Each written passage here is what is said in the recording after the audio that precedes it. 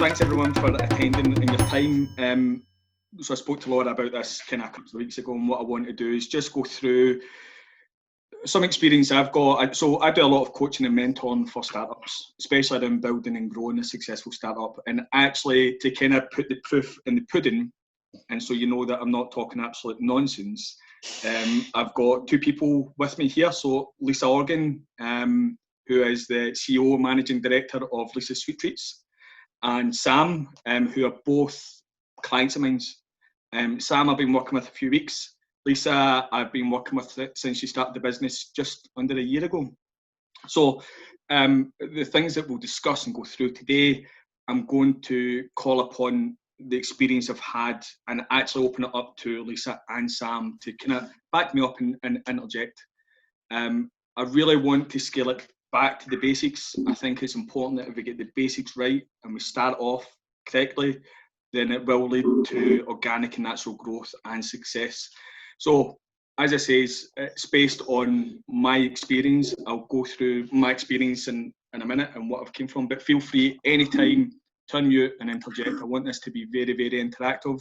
Although I've got a slide deck, I'm not really looking to be, let's just focus on that. So if there's anything you want to contribute from your own experience, ask any questions, anything like that, then unmute yourself, shout at me, tell me to shut up, and we'll have the discussion. So a bit about me, a very brief history of me. I joined the British Army at 16. I left just before I was 23 with a catastrophic knee injury, and then I spent about 4 months homeless on the street. And I managed to get myself off the street by starting my first business. And the first business was a consultancy and training business. And I learned a lot, and I made a lot of mistakes and lost a lot of money in the process. And I think one of the key things for me, and one of the reasons I do a lot of coaching and mentoring is important to learn from other people's mistakes, right? And actually use those learning experience to project yourself forward in a positive way. So while I was still on the streets to start my first business, I managed to scrape enough money together to buy the cheapest, nasty suit you've ever saw in your life, as well as the worst business cards you've ever saw. And then every day I used to walk into industrial units and industrial kind of complexes and literally knock on doors and hand my business cards to businesses and say, give me money. And that's how I got my start. And actually, from then, it started to go really quickly to where I am now. So where I am now, I do coaching and mentoring. I'm a consultant, I'm an investor. I run a professional services business delivering high risk mega projects. So anything that tends to be 100 million plus is what I specialise in across every industry. So I've built nuclear power plants, wind farms, £1 billion hospital. I do IT and digital programs. So yeah, I like to call on the experience I've got. And to be honest with you, the fundamentals remain the same, regardless of the size of your business, whether you're starting out and you've got $500 or 500 quid in your bank, or you're making £1 billion a year. My last big client was Jaguar Land Rover. I finished with Jaguar Land Rover about 3 weeks ago. And the same fundamental problems that you would have as a startup, they suffer from as a global organisation. So the fundamentals and the core concepts of what we're going to discuss today remain the same always. They never change. And it's been able to identify them and overcome them. And I think for me, the current environment with COVID-19, it's really important that if you're starting a business, you've just started a business or you're wanting to grow, that you make yourself as resilient and as flexible as possible. The world has essentially changed forever.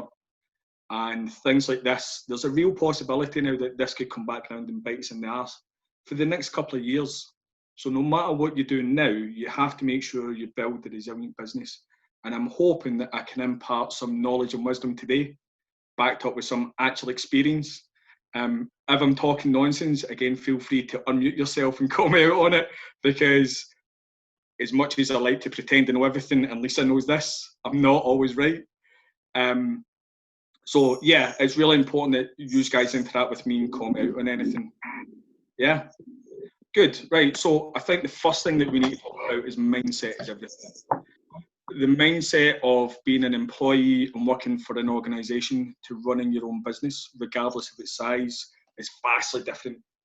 And the quicker you get your mind around what it's like to be a business owner, to be the boss, to be the responsible person who makes all the decisions, the quicker you do that, the better. Now, there was a really good expression in the military, and it's bullshit baffles brains. And basically that means, look, it doesn't matter how unconfident you are in the inside, it's the way you project yourself and you hold yourself. And I kind of live my life by it. Actually, I've got this unfounded confidence as I strut through clients. And again, Lisa, so to put it into perspective, Lisa used to work for me, not in Jaguar Land Rover, but in my last contract, she was one of my project managers. So Lisa saw me strut my stuff like a peacock through the middle of the office. Absolutely, I can vouch that did happen. Yeah, exactly. And it's absolute unfounded confidence, but running your own business gives you that confidence to drive yourself forward. I'm not always right. When I'm wrong, I put my hands up and say I'm wrong and I learn from it. And that's really key for yourself going forward. So mindset is everything, and we're going to talk about that as we go through this today. So some of the other discussion points we're going to go through today, we're going to talk about some fundamentals of starting a business. We're going to talk about financing, marketing, the highs and lows of starting a business and working for yourselves, and then some tips and tricks. Is everybody happy with that? Yeah? Good. Right. So, fundamentals, starting your own business. Have a plan. Right? I know it sounds crazy. A lot of people come up with some really good ideas and it sits in their brain. And actually, the best thing you can do is get it from out here onto paper, because then you can start organising your thoughts. A lot of the stuff we'll talk about today, you'll think, yeah, that makes sense, or it's basic, or I already know that. But actually, if you've just started a business and you're feeling the pressure just now with money and COVID and the environment, you lose sight of the basics. So for me, as a mentor and a coach, it's about instilling them continuously. Again, Lisa and Sam are on the receiving end of that. Sam just now is on the receiving end of that on a fairly regular basis. But have a plan of how you want to go forward. But your plan should include things like the core products or the core services that you want to deliver to your client.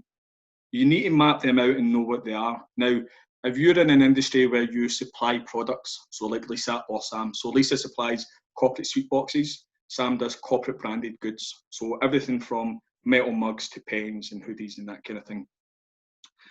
You run the real risk of having so many products, it becomes uncontrollable. And actually it can be quite off-putting, not only as yourself, because you've got this massive minefield to negotiate, but also for other potential clients, because they will recognise you're a smaller business, and if you're trying to fulfil the world, it's hard to be taken serious at times. So know what your core product is, know what it is you're selling to your client, whether it's a consultant or services that are just yourself. So like me, I don't sell anything except myself, or like Lisa or Sam, where you've actually got products, but you need to know it. Know what your customer base is. Now, this will be flexible. Me and Lisa went through this journey when we first started in regards to customer base. Lisa, you'll not mind me saying this, at the time, Lisa was doing like wedding fairs and weddings and parties and stuff. And the first thing I sat down and said to her was, you're not going to make money in that. You need to move into the corporate world. And actually, by the end of the first meeting, we had a new target customer base. And predominantly to start with, it was within the hospitality industry. So looking at hotels, looking at some recruitment companies, that kind of thing. But identifying your customer base will also identify how you sell your products, how you approach them, and how you take yourself to the marketplace. It'll also identify your costing strategy, because the difference between selling a marketplace to public and selling to the Hilton Hotel, as Lisa does, is vastly different. The costs are different, the structure's different, and how you structure your business and approach your client and you approach your business fundamentally changes.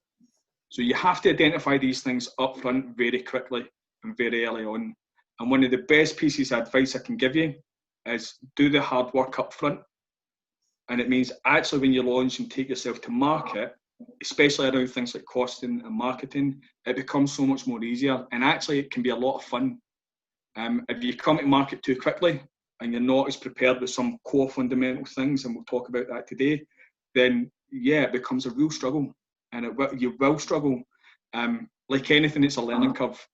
when you start a business and you're going at it yourself, if you don't have support or a network that you can call upon or a mentor, you do what you think's right at the time, and then you kind of learn from your mistakes. And it's really important to identify that. It's not everyone is in a position where they've got someone they can call upon to use as a sounding board or to give that guiding hand. So you do what you think is best at the time. If it doesn't quite work out, that's fine. Don't beat yourself up. Readjust yourself. Go forward again in a positive footing. And again, it's that mentality. It's always driving forward in a positive footing. We don't fail, we learn. And that's very fundamental that you pick that up really quickly. I have made some catastrophic mistakes where I've lost almost into six figures. I have, and I'll happily put in, those were the biggest learning curves in my professional career. And it's important that I never beat myself. Yes, there was a bit of mourning because you go, oh, God's sake. Of course you do. But you pick yourself up, you dust yourself off, and you drive forward in a more positive manner. Yeah. I think for me that was the biggest learning curve going from employment to self-employment, was where I was on a graduate program. I was in quite a structured role, and I would go to my line manager and say, am I doing the right thing? Are you happy with this? There would always be somebody else who's going to take the hit. But then suddenly going from that to being business owner, where, oh no, I'm the one making the decisions, that was definitely the biggest struggle. And just having Matt to talk to say, look, this is my plan, what do you think? Sometimes you'd say, look, you know the answer, go for it. Or it's just having that somebody there that you can talk to and just really get that advice was such a big help for me. And yeah, getting going when you're trying to define these things and you're trying to say, is this the right customer? Is this the right plan and way to go about it? I think that was Absolutely. And one of the things I'll do is I've got a section around having a mentor, and I'll briefly discuss how I approach my clients and the journey that we go on to the point where my clients don't need me. Like me and Lisa have a catch up as friends. It's not a coach and mentor relationship anymore. It's just, how's business? Because she doesn't need me anymore. She doesn't, and that's me. I've done my job. And actually, when I see the posts and stuff and see that development, it brings a tear to the eyes. So thank you. Right, okay, so some fundamentals, and Sam, this will be really familiar for you because we had this discussion last night. Create a list. So when you start a business, the to-do list is never ending. There is always something to do from a business point of view. It can be really hard to define what is the priority, what do I have to do now? So what I like to do with my clients and what I encourage people to do is do two things. What do you need to achieve today, and what do you need to achieve by the end of the week? And if you keep it simple like that, then actually you can't go really wrong. The other thing that I encourage my clients to do is buy yourself a whiteboard and stick it somewhere visible. And your daily to-do list, get it written up and tick it off. Because when you start ticking things off, that sense of achievement that, oh God, I'm actually doing something. Because one of the dangers you can fall into is non-productive time. And again, everybody that starts a business falls into this trap. They concentrate on something that actually isn't really a priority at this moment. It's just you feel it's the right thing to do. So if you've got that priority list sitting in front of you that you can work your way through and tick off, then definitely do it. You have to be really realistic. And Lisa, when I wrote this one, I thought of you. You need to be realistic in what you can actually do. So me and Lisa had a very emotional chat one night sitting over a pint because I was thinking about that night actually. Yeah. So Lisa used to write a to-do list that was basically a week's worth of work, and she wanted to try and achieve it in a day. And at times I was kind of going, listen, you're beating yourself up over nothing. You need to sleep at one point and have a life and eat dinner and get a coffee, and everything that you're trying to do in one day, it's too much. You need to scale that back and actually getting yourself into that mentality of there is always stuff to do. If you don't meet that list, that's fine. Guess what? You're the boss, right? It's your business. Roll it over into the next day. Your list of priorities will change through the day. You can say, okay, I'm going to do marketing and I'm going to work on my website, and then suddenly you get an order for 500 units come through the door. The order's the priority. Everything else stops until you fulfill that. So it's being able to be flexible and adapt your approach to it. And I think the big thing is with your to-do list, you need to create a work-life balance. You need to take breaks, and you need to finish work at a reasonable time. And the reason you need to do that is really, really simple. If you run at this 18 hours a day, every day of the week, for months and months on end, you eventually lose that enthusiasm and spark and drive for your business. And the minute that's gone, it's over.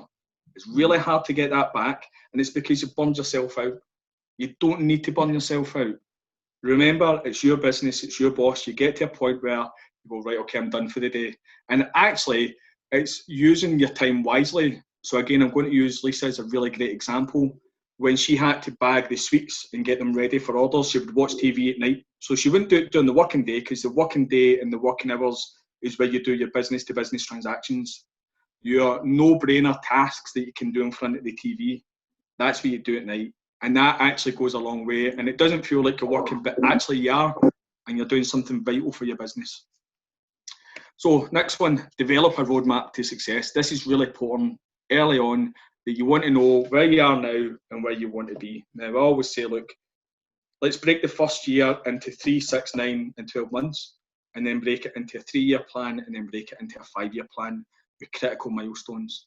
Now, how you define and measure success is up to you. It could be monetary values, it could be the amount of clients you get, it could be the name and the branding you create is out there and you've got clients coming to you. It's up to you. Now, the roadmap's not set in stone. As you start your business, you'll learn what works and what doesn't, and you pivot and you change your business model to suit the needs of the market at the time. But you need to map that out. It's like having as I said before, having a plan. Writing that out goes a long way. And if you know what success looks like right now in your head, then that's what the focus is. And it helps you start avoiding the distractions and the wee niggly things that get in the way. This is a big one. Don't be scared of competition. Competition is healthy and it's good. First of all, it tells you there's an actual market for it. That's a big thing, that what you want to do, you can make money from. But if you're really, really smart, you've used the competition to your advantage. Benchmark them. How do they operate? What is their costing model? How do they advertise? What is their MO? What makes them stand out? It means you're not trying to reinvent the wheel or you're trying to copy what other people are doing. And actually, it gives you a slightly different perspective, because you can look at it and go, actually, I can do that better. I know I can do it better. And here's how I'm going to do it better. And I think, and we'll talk about finances shortly, when you're trying to do your costing model, actually the best way to get your initial costs is to benchmark yourself against industry. And the reason I say that is, if you go in and you're too low, suddenly you're cutting out a lot of profit, or you're not taking serious. And if you go in too high, you're potentially costing yourself out the market. So if you can see what's selling for what price, and again, that could be a product, but it could be your services, it doesn't matter, then it's a good way to step forward until you actually start to establish yourself in the market, and you start to get orders through the door, and you actually start to generate money. So don't be afraid of competition. It's good, it's healthy, use it to your advantage. Don't be scared of flooded markets. Flooded markets tend to get trimmed down over time. My first business was a consultancy and training company, and in the central belt of Scotland, I probably had 40 or 50 training competitors, because they would pop up all over the place. They don't last. They don't last, because I knew my product was better than theirs. So have absolute confidence in what you're doing. Plan for success and work towards it. Again, I know this sounds actually slightly gimmicky, but it's true. We always plan for success. We do contingency planning, and we make ourselves a resilient business by thinking worst case scenario, but you need to have the mindset that you're going to succeed. All the best entrepreneurs and business owners in the world walk forward knowing they're going to succeed. And it means, if you've got that mentality very early on and very quickly, that no matter what's thrown at you, go, don't worry, I can get over this, because I know I'm going to win, because what I'm doing is better than what other people are doing, and I'm going to dominate the market. And it's almost like hyping yourself up. So I used to do a lot of boxing, and hyping yourself up before a fight is key. And this is what it is when it comes to business. Sometimes it's like a fight, especially with competitors. So plan for success and always work towards it. It's about having a positive mind frame, even in a negative environment. That's how you succeed. That's how you succeed. This is a big one. Protect your intellectual property. Your branding, everything that essentially makes you as a business, needs to be protected. So that's securing your company name, securing the domain name, trademarking your business name, trademarking your logo and your branding. Anything that's yours, you need to protect. If you create something that's bespoke, that needs a patent, then you need to get a patent, because if you start getting traction in the marketplace, it's very easy for people to steal your intellectual property. So you need to be really, really set from day one. What do you need to protect? What is yours, and what does that make you? Now, I know people who will go out their way to do things like buy domain names, or they'll buy websites out or create websites that are actually the names of other businesses, and then they sell them back at a premium. It happens. It does. It happens. So make sure you protect your intellectual property, because that is you. That is the essence of your business. Take your idea carefully.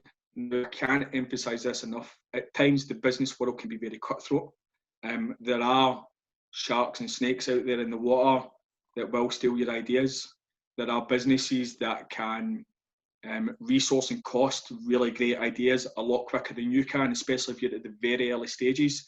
So not only do you protect your intellectual property, but you protect your ideas. Now, NDAs are really good. I would say with a non-disclosure agreement, there's two ways of doing it. You can either download stuff from the internet and make it specific yourself, or you can go down the route of getting a lawyer. Now, I always go down the route of getting a lawyer. I own a couple of businesses and I invest in a couple of businesses. One of the businesses I invested in, the first thing I done was, when we were approaching suppliers, because of the intellectual property, was got them to sign NDAs. And I went to a lawyer to get it airtight, because it was protecting my intellectual property. So it's really important that you keep it close to your chest and share it with a trusted few until you're ready to launch, or until you can protect it. So that's a patent or trademark or whatever it is, but keep it close to your chest. Have signed contracts. So again, this was a mistake I've made very early on in my career. A gentleman's hand doesn't mean anything. It means nothing. Until you've got a signed bit of paper and money starts rolling through the business, you've got nothing. So everything needs to be either signed by a contract or confirmed in writing. Can't say that enough. I know that sounds really simple, but when you're sitting with some of these charismatic, charming people, it's okay, don't worry about it, my handshake means everything. It means nothing. It means nothing. Everything needs to be in writing. If you can get a contract, get a contract. As a consultant, I've got a standard contract that I give to all my clients and get them to sign up.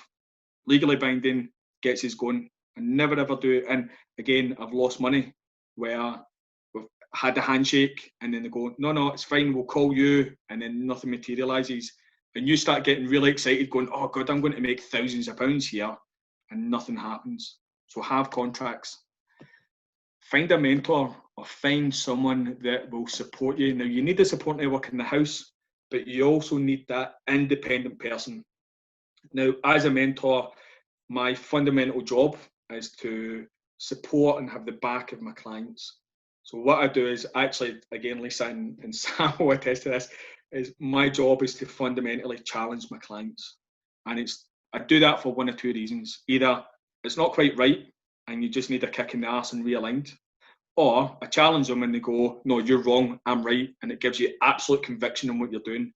I don't know everything, but my job is I'd be doing you a disservice if I never challenged everything you do and keep you on track. Now, a really good example, again, me and Lisa sat one night and we started looking at costs and figures, and the red pen came out and red penned everything and went, it's not good enough. It's not good enough. Your overheads are too high. You can get your costing better.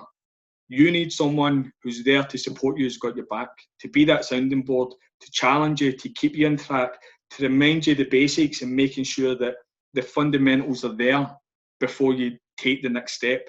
Because again, it's hard to see the forest for the trees sometimes when your head is in the weeds. So it's really important that you find that person that's going to support you. I think for me, the best phrase that I heard was never have a fair weather mentor. And I thought that is so true. You don't need someone to say, no, well done, you're doing well done. And actually the times when I call Matt is when I'm most having a challenging situation, or I need some confidence and am I doing the right thing? I think, yeah, definitely not having a fair weather mentor, someone who's going to push you, is definitely the best thing that I've found, having Matt as a mentor. Yeah. Absolutely. And I would be doing a disservice to any of my clients if I says, yeah, it's okay, but it's not. I'll give my opinion, I'll give the reasons for my opinion, it'll be informed, and I'll challenge. And then, I mean, the other thing about being a mentor is there are rough times ahead when you start a business, and it can be quite emotional at times as well. and you need someone that isn't in the immediate family who works in the business world that understands what you're going through. And you can have a wee cry to them, or you can throw abuse at them, or call them names, or just vent and get stuff off your chest. So I think all of those things happened, I think.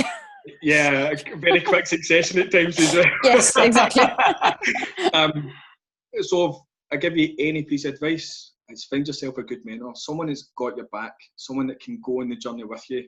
And a mentor should take you up to a point where you don't really need them anymore. And it should happen quite naturally. So, for example, with me and Lisa, it got to the point where me and Lisa would meet every single week, and we would message every single day, and we would talk 2 or 3 times a week for at least an hour on the phone. I used to travel up and down the UK. So in the car on a Monday or on a Thursday, Lisa guaranteed got a phone call from me, or vice versa. And it kind of got to the point where I wasn't having to give any tips or advice or guidance. We just had a chat. And that was the point she didn't need me, because that confidence had been built. The mindset was now firmly installed to a point where it was never going to change. And she was able to operate the business in a very direct and robust and confident manner that maybe wasn't there when it all kicked off and started. And that's the journey you go on as a mentor with clients, is you take them to a point where it's like watching the kids leave the house. And then occasionally you get the phone call with a sounding board. And again, it's that follow-up. It's, look, I'm always here. I'm always on the phone. Ping me a message. Send me. I get regular pictures and videos from Lisa. Always success stories, and I love it. It makes me happy because she's where she needs to be. So find yourself a mentor. Trust me, it's the best thing you can do. Question everything. Reject the status quo. You know what's best for your business. It's your business. So what works for one person in one business doesn't work for yours. Challenge and question everything. Don't be afraid to go against the grain. If you are convinced that you're going to do something that's 100% going to work and you don't get the return you expect, you need to start questioning what you're doing. You need to start questioning what your suppliers are doing, or what aim do that's working for you. Question everything. You can't ask enough questions. You can't challenge enough, right? Because it's your money, it's your business, it's your livelihood, and it's your baby. So you need to question everything. And I think one of the big things is you don't give up. Most startups fail because somebody throws the towel in. It's never smooth sailing. It never goes the way you think. You're not going to hit the numbers you project in month 1, 2, and 3. It's not going to happen unless you walk into predefined contracts. It's going to be hard. It's going to be emotional, and you take it dead personally because it's your business, it's your livelihood, especially when things start falling through or people let you down. But don't give up. You need to have the resilience to work through this. That's fundamental, having personal resilience to battle through the challenge that's in front of you. And actually what happens is it no longer becomes a challenge, it just becomes business. So one of the things I do as a consultant is I'm a recovery specialist. I go into businesses who are failing, or projects or programs that are failing, and I turn it around, because for me it's work, it's business. Other people go, oh my God, it's failing, and it's all going wrong. And you kind of go, now look, we don't give up. Here's where we are now. Here's where we need to be. We write out that mini roadmap. We put the key milestones in that keeps you on track, and we drive forward again. So please don't give up. Right, so that's just some basic fundamentals. I apologise for rattling on a bit. Does anybody want to interject, ask any questions? I mean, I would like this to be interactive. Everyone's on mute. So is there anybody that wants to contribute or ask any questions, anything just now? I thought that was great, Matt. Yeah, covered loads of stuff. Nice, not too complex as well. So lots of really good key tips, like you say. So I don't have any questions. Oh, that's all right. I don't know if that's a good thing or a bad thing. It's a good thing. That's a good thing. Right, okay. Right, so finances. Can't say this enough, right? Cash is king, especially as a startup. If you leave full-time employment and start your business and you don't have a massive cash reserve, every penny is an absolute prisoner. Every penny is a prisoner. For the first year, even actually always, but the first year is critical in regards to success. Now, I want to say it again, cash is king. You'll see that come up a lot. Can't emphasize that enough. If there's anything you need to know about business, it's keep your money close to you, keep it tight, and spend wisely. Know your startup costs. Now, for me as a consultant, it's dead easy. All I need is a phone and a laptop so far. £1,500, I can start a business and away I go. All right. If you are wanting to open a commercial premises, if you, a bit like Lisa and Sam, if you are supplying products, you need to have enough money to get stock to get you started. 101 is keep your head down. Keep your overheads down. The first business I ever coached and mentored was a construction company, and it was my brother's. And he went from working for somebody for 90 quid a day to now turning over 1.7 million a year. And he only got a premises about 6 months ago, because first thing I say is keep your overheads down. It's nice to have an office, yeah, but if you don't need it, don't bother. Why? If you can do the same job, and actually COVID-19's told us that we can work effectively from home and remotely. With modern technology, you don't need to go out and spend a lot of money. Absolute basics. What do you need to get yourself started based on what your core products are and what you're trying to sell out to potential clients? Only essential spending, again, that's your startup costs. It can be dead easy to get over enthusiastic and go, oh, well, if I buy this, I can offer that. And if I buy this, I can offer that. Can't see the weed from the trees. And then suddenly you spend 5k and you get a big order in and you've got no cash or overhead to actually fulfill the order. And it is very, very easy to fall into that trap, which is why right back at the start it says know your core products. If you know what your core products are that you're offering, once you get to the market, once you start building traction and making money, you can then look at expanding your business, buying additional equipment. And again, I'll use Lisa as a shining example. Was it yesterday you moved into new premises, Lisa? So you moved out your front room and into some nice premises because the business grew organically to the point that you needed it. Yeah, I say my overheads are minimal at the moment in terms of phone bill, laptop and things, and obviously tying up money in stock. But yeah, I was very pleased yesterday to move out, and now I've got my dedicated suite room is now just for production, and I've sort of reclaimed the house again in some normality. But it was getting to that point where actually, no, I can do it all from home. I'm fine from home, but there's only so much of the house looking like a sorting office that me and my husband can both tolerate. So this week was the cut-off point. Yeah, and I mean, I think that's a really good example. Is Lisa kept her overheads down for as long as possible. And yes, I mean, I've been in Lisa's house. It is jam-packed with sweets. That room that Lisa was in where we saw all the sweets in the background, yeah, that's just the tip of the iceberg. There's boxes everywhere and packaging everywhere. But that's what happens when you start a business. You need to do what you need to do to get yourself to market and get yourself started. A lot of reasons that people run out of money is they make the mistake of spending it as it comes in. You don't need to spend money as it comes in. So my first business, the training and consultancy business, I bought out a local business. He became a business partner and he was a spendaholic. And I remember we had training premises. We could justify the overhead. And I remember walking into the office and there was 10,000 leaflets sitting on a desk. And I went, why did you get 10,000 leaflets? Oh, we could do a leaflet drop. Be realistic. I'm not going to drop leaflets because I'm busy. We're not going to pay somebody to do it, and all of our marketing's done online. And actually, our clients come to us, and then he's uncovered it. He'd also bought 300 mugs and about 1,000 pens because money landed in the bank, and he wanted to spend it, and he thought it was a good idea. Every penny you spend needs to be justified. Every penny. And again, with Lisa, me and Lisa went through bank statements, going, "Why are you spending that money? What is your outgoing?" And again, one of the things that you need to make sure you keep is receipts for everything. Every penny you spend, you need to keep a receipt for. You need to be able to account for that money. Now, if you are supplying product, you need to have multiple suppliers. Again, myself and Sam went through this last week. She's providing stuff. She didn't, from my point of view, 1 is none, 2 is 1, 3 is ideal. So in the commercial world, we tend to have a minimum of 3 suppliers. We get 3 quotes from 3 different people to get an average.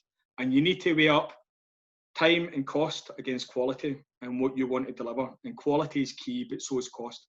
So multiple suppliers, negotiate everything. Can't emphasize that enough. You also need to establish your break-even cost. Now, your break-even cost is the cost of your product, the cost of your time and any additional material, including things like paper, stickers, printer cartridges, postaging, that kind of thing. That's a break-even cost. That is how much it costs you to make that. That also includes your time. So you need to establish how much you're worth an hour, and then based on the task you're doing, you can break it down and determine how much it's going to cost you. That's your break-even cost. You need to establish that up front. Your costings are key, especially if you start getting a lot of volume in. You need to be able to regurgitate quotes really quickly, and you need to be really accurate with your figures. And in fact, myself and Lisa spent many weeks doing nothing but numbers. So spreadsheets, Laura, you were saying you hate spreadsheets earlier on. We've done nothing but trawl through figures. And again, poor Sam, is going through the exact same issue, just not exact same issue, but the exact same exercise at this moment, where I'm saying, I want to see your numbers. If you've only got one supplier, you don't have enough. You need 3 suppliers, 3 quotes for your core products, and you need to be able to. One of the reasons we do this is it builds resilience into what you're doing. If a supplier lets you down, or there's a shortage of something, you can instantly start connecting with other businesses. You know the costing and you know the product code, and you can call on it very easy. If you're under pressure, you've got a lot of orders, and you're having to do research, it's time that you don't need to spend doing. Sorry, Lisa. I say, and from what you said earlier about getting this right at the beginning, doing that work in the beginning definitely now gave me the confidence with things like preparing. I now just have a corporate brochure. I'm confident with my costings. And I said to Matt, I said, oh, surely I should be doing this cheaper if someone bought 1,000. And actually, no, because I'm not getting anything discounted. So hang on, why would I discount to my customer? And I think having that confidence in the numbers definitely made things so much easier now by having that scrutiny and sort of getting it right at the start. And like you said, getting the foundations right really helped. And knowing your value and the value of your product and what you're selling. And it's one of the things that, again, me and Lisa and me and Sam had this conversation yesterday about knowing what you're bringing to the market. If you're bringing a quality product to the market, whether it's a physical product like a phone or it's a person, that's your MO, that's what you're selling. People will pay for good quality stuff. So know your worth, because the danger you get into is, well, let's be honest, if you get a discount once, you expect it every single time. I fell into that trap when I had a training company where I was literally breaking even for 4 or 5 companies every couple of years, and I was losing thousands of pounds because I made the mistake of going, I'll just get them in the door, I'll give them a discount. And then what they do is they speak to their friends and their colleagues and other businesses, and then suddenly they're going, oh, well, you've done it for that price for these guys. Why can't we get it? And it's a really horrible trap to get into. So know your worth, know your value. Now, once you've got your break-even costs, you then need to include your margin. We are operating a business. We're here to make money. Your wages aren't margin, it's not profit. The profit belongs to the business. So once you've got your break-even costs, you determine how much you want to make. Now, there's a couple of ways of doing that. Some people put a percentage value, so 20% of whatever it's worth is what I'm going to put on because that's my margin. Other people do, they benchmark themselves against industry, so they get the break-even cost and then they say, right, okay, it cost me £4 to produce that product, so I'm going to sell it for 10 because that's right in the middle of the market. That's fine, whatever way you want to do it, but you need to determine what's profit and what's break-even, because once you get money rolling through the account, you'll then know how much you're actually working, how much you're actually making. There's a big difference between money coming into the account and making money. So don't fall into the trap of thinking your wages are profit. It's not, because you don't work for free. Unless you want to work for free, in which case, knock yourself out, but you shouldn't be in business, or you should reconsider your business model. So I can't say the last one. Right, okay, and this last one is review your finances and review it on a regular basis. Now, me and Lisa done this exercise in January after a very, very busy Christmas period. It is very easy to fall into the trap of going, I made a lot of money and it was fine, when actually if you don't scrutinise the money and what's came in and out and look at your margin and how much profit you've made, you might be surprised that, God, I didn't make as much money as what I thought because I was paying a premium for something I didn't know I was paying for because I was so busy that I missed it.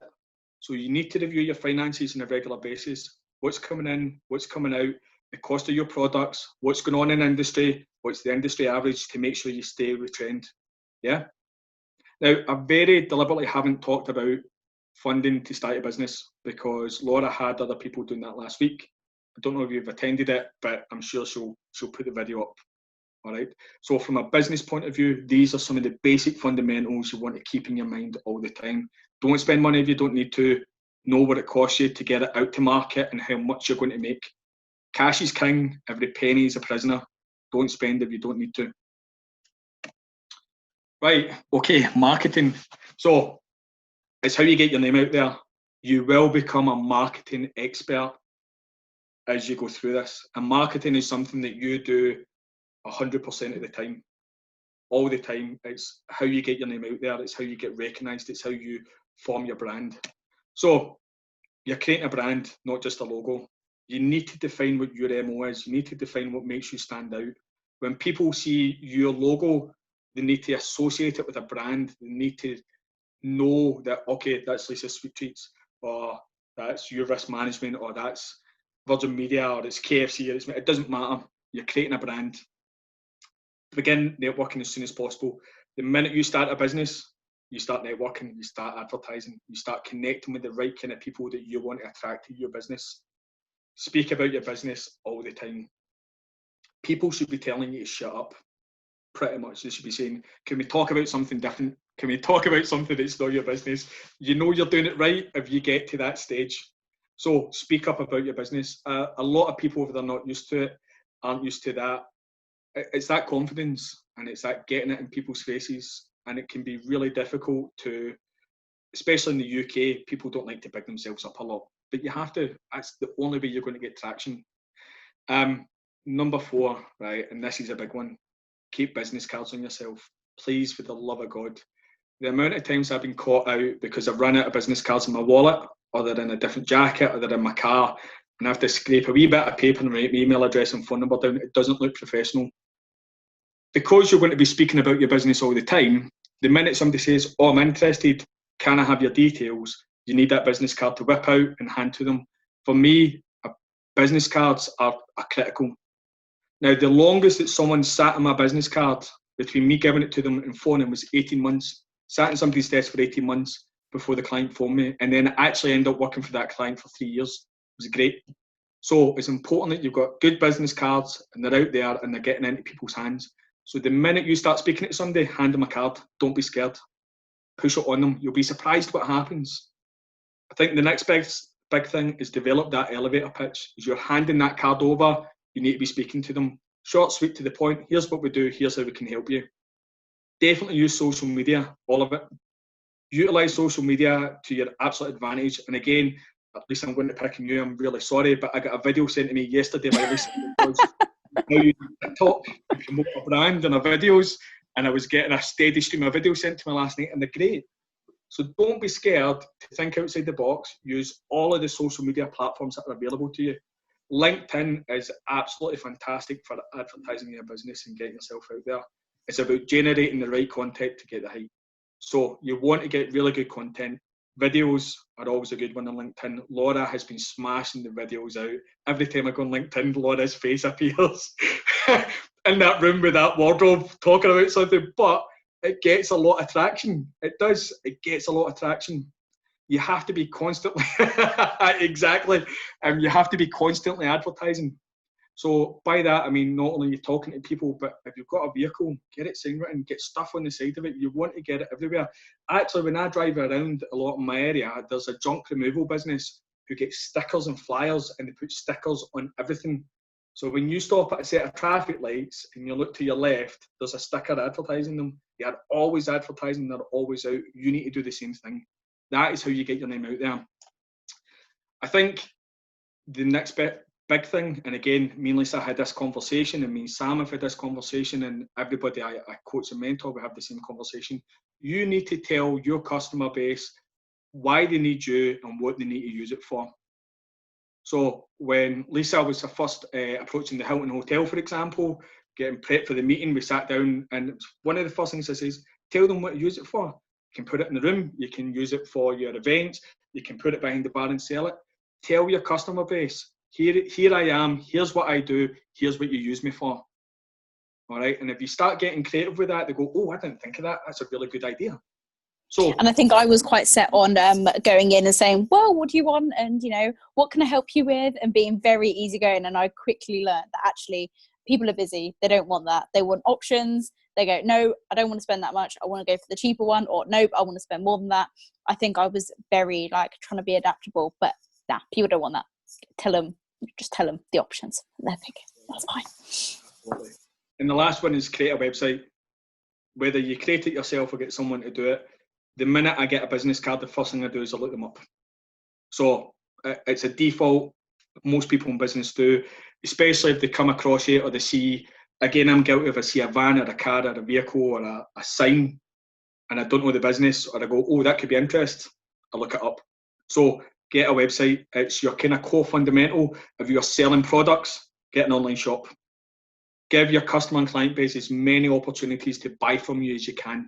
Again, I know that sounds really, really simple, but when you've got a massive to-do list sitting in front of you and you're going, fuck, what do I do now? Website. That's all I'm going to talk about marketing. It's marketing's what you make it. You don't need a massive marketing budget, especially when you start. You have to do everything yourself. You need to create that brand. Try and make yourself the face of your brand.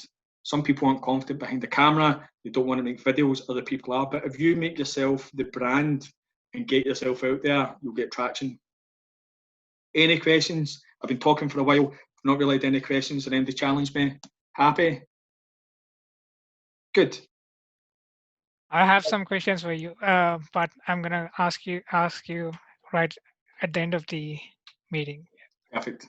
Yeah. Right. Okay. So I'll drive on then. So highs and lows. This is stuff that people don't tell you about when you start a business.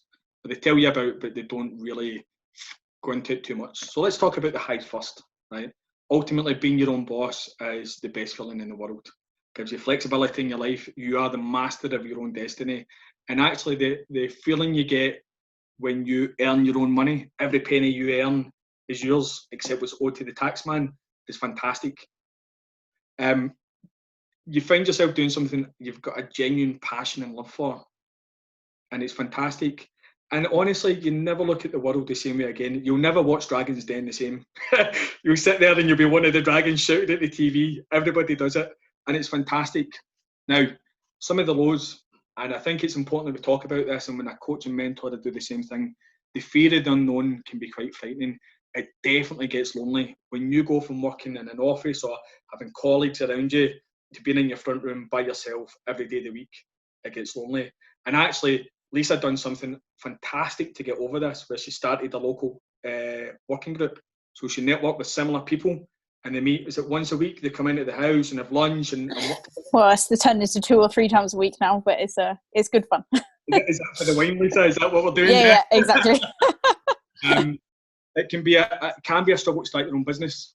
It's everything kind of compounds into this negative feeling, and it's about having the resilience to battle through it. Obviously, you've got money worries and the pressure of building a successful business, and you try to look at other similar businesses and, oh, they're doing really well, why am I not doing really well? Stick to what you know, keep going, you'll get there. Sorry, excuse me. The lack of infrastructure. Now, by this, I mean, when you work for an organisation, they have the IT equipment, they've got the fast connections, they've got the computers, the printers, the scanners, the phones, everything. You don't. You need to start from scratch, or you can steal it. Whatever floats your boat. If you steal it from your employer, don't tell me, because I'll have to grass you in. But yeah, the infrastructure's not there, and you need to create it. And unfortunately, you don't realise you need it until you need it, if that makes sense. And it tends to be when it's critical, where you go, damn it, I need a printer and I need it now. So again, the startup costs, when you're thinking about starting your business, what do I need to operate on a day-to-day? I think the decision-making thing is also can also be quite tough for people at times. Every decision you make needs to be, in your mind, the right one. Actually, it doesn't. You just need to make decisions. If they're not right, hindsight's a great thing. We learn from them and we move on. But it's that pressure of, am I doing the right thing? Is this the right thing to do just now? Is that the right price to charge someone? And that can be quite daunting and frightening. Again, that's why having a good mentor that will calm you down and point in the right direction is key. You don't always succeed. You don't. Sometimes the business in its entirety doesn't succeed. I have started multiple businesses that just never get the traction. Done everything right, just couldn't crack the marketplace. It's unfortunate. Again, small period of morning, pick yourself up, you learn from it, you drive yourself forward. And I think the last one that you really need to know about, the hours. It is a 7-day-a-week job, and it is constant. And in fact, I sent a message to Sam at about 1 o'clock in the morning 2 nights ago saying, could you go to bed? because it's 1 o'clock in the morning and you're still working. Very, very easy to get sucked into doing 20-hour days. You need to get that balance. The list is always there. The task will be there in the morning. Unless it's fulfilling a priority order to get it out the door, you need to strike that balance. But you will work more hours than you have ever worked in your life. And you need to be prepared for that. But you don't mind. It's the honest answer. You don't. Sometimes you go, oh, for God's sake, I'm still working. But you don't mind, because the outcome when you start making money and you start seeing money coming through the bank, and it's money that you've earned from the hard work you've put in, nothing beats that feeling. Nothing beats that feeling. Right, so the last couple of slides, tips and tricks. I'm going to just rattle through these, because as I was sitting thinking, and I was doing the slide deck at midnight, I was writing down everything. It's a bit of a brain dump, so I'll apologise. I do repeat myself sometimes, but it's very relevant things. So I'm just going to run through them very quickly, and then we'll open it up as questions, because I'm conscious of time. So you need to be flexible. You need to be patient. It doesn't happen overnight. Make a plan, know your finances, surround yourself with the right people. Now, the guys that I grew up with, although they're still friends, I'm not as close as what I was, because I work a lot and I run my own business. They don't understand it. They never really got it, and it's hard to get support from people like that. So surround yourself with like-minded people. Engage with other startups and other business owners. You'll be surprised at the feedback, especially remember that lonely bit. The minute other business owners reach out to you, you go, oh, damn it, I've got a friend. So surround yourself with the right people. You will become a marketing expert, build a customer base, and you need to be prepared for anything. Branding is key. Be persistent. Don't let things knock you down and keep you down. Get yourself back up, keep going. If you're working from the house, you need to establish a positive, good working environment, somewhere nice and clean, that when you sit down in the morning with your cup of coffee, you can get your brain into it. If you don't, if you're sitting at a coffee table in front of a TV, that TV's going on. 100% that TV's going on. And then it's 3 o'clock in the afternoon and you've achieved nothing. So, good working environment. Define success in your own way. It's your business. You don't have to listen to anybody else. You need to do it your way. Start with a good, solid plan of how you're going to kick off the business. Begin networking as soon as possible. Again, I'm repeating myself here because these are critical points. Try and stay ahead of everyone else. The beauty of being a small business actually is if you see a trend coming up, you're able to pivot your business very quickly compared to some larger organisations that have got a lot of bureaucracy and sign off and that kind of thing. So again, Lisa was a shining example. She went from supplying to hospitality to supplying to individuals, and she changed her model in the way she operated because she was able to see a gap in the market. So she was able to stay ahead of competitors, and actually it's paid off massively, massively. Remember to maintain a balance between work and life. You still have a life, especially if you've got a family and kids. So I've got 2 kids myself, so you need to make sure you maintain that balance. Play to win. I know, again, that's very gimmicky, but you're going in here to succeed. The people who succeed in business have this mentality of, I will win this work. I will succeed. I'll do what it takes to get where I need to be. So you play to win, and we never stop improving. We're always learning, always learning. Really make sure there's a market for what you need, what you're trying to sell. Research your competitors.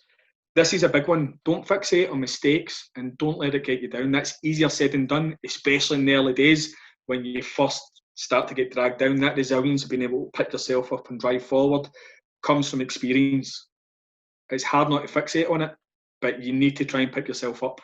All right, use it as a learning point, because if you let yourself be dragged down, you'll get nowhere. Learn from others around you. This is where the networking and speaking to like-minded people comes into it. Do not be scared to negotiate anything.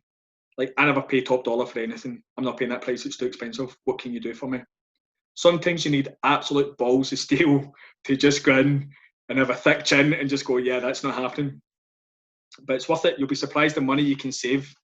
Develop an elevator pitch, and don't be scared to approach big brands. Again, Lisa, I'm going to embarrass you a wee bit here. So Lisa's first ever commercial meeting was with the Hilton Hotel, and I remember speaking to Lisa on our way there, and she was excuse the language, but she was really, really petrified of it. And it was breaking it down to go, look, it's business to business. You're speaking as one person to another.